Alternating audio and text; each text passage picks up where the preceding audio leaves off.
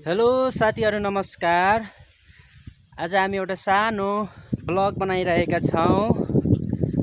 आज हामी दुईजना साथी मिलेर धुरीतिर घुम्न गइरहेका छौं। एकदमै मौसम आज मज्जाको घाम लागिरहेको छ।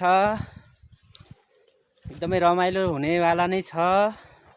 तर के गर्नु, अलि गर्मीले गर्दाखेरि हिँड्न अलि गाह्रो भइरहेको छ। अब हामी तपाईहरुलाई जाने बेला बाटोमा विभिन्न ठाउँको अपडेट गराउने छौं। कस्तो रहेछ तपाईहरु पनि यहाँ आउनुभयो भनेपछि पक्कै पनि रमाउन सक्नुहुनेछ साथीहरु। साथीहरु हामी अब अहिले बीच बाटोमा पुगिसकेका छौं। बाटोमा जाने क्रममा दुईवटा नानीहरु पनि भेटिनु भयो। नानीहरु पनि माथि गोठसम्म जाने रे।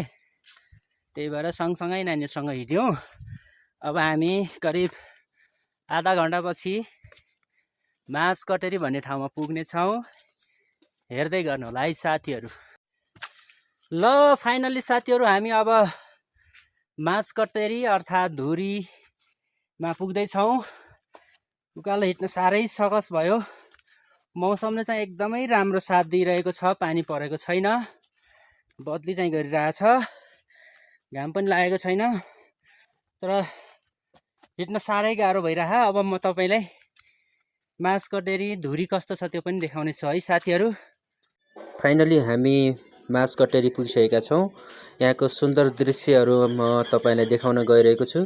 यहाँ एउटा सम्म परेको जमिन रहेको छ जहाँ विभिन्न जनावरहरु पनि हामी देख्न सक्छौं। जहाँ गाई बस्तुहरुलाई चराउनको लागि एकदमै रमणीय र सुन्दर ठाउँ पनि हो। जति सुन्दर यो निस्तिखोला गाउँपालिका र ढोरपाटन नगरपालिकाको सिमानामा छौं। यसलाई चाहिँ दह पनि भन्ने गरिन्छ, माझकटेरी पनि भन्ने गरिन्छ।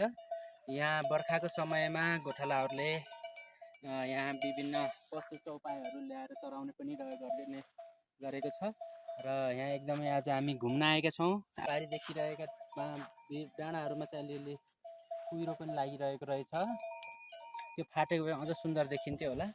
अनि यतातिर पनि यो डाँडाहरूमा एकदम कुहिरो लागिरहेको छ बर्खाको समयमा। एकदमै रमाइलो हुनेवाला छ। ल हेर्नुस् है, पारीको दह नजिकैबाट बाख्राहरू पनि जंगलतिर गइरहेको दृश्यलाई पनि हामीले कैद गरेका छौं। सुन्दर दृश्यमा देखिएको ठाउँमा बाख्राहरू पनि चरिरहेका छन्।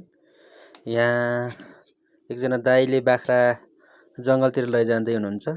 अनि हामीले नजिकै गएर ती बाख्राको पनि भिडियो बनाएका छौं।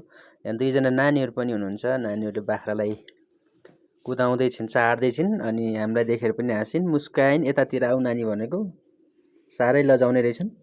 त्यही पनि आइन्। अब यो ठाउँको एकदमै सुन्दर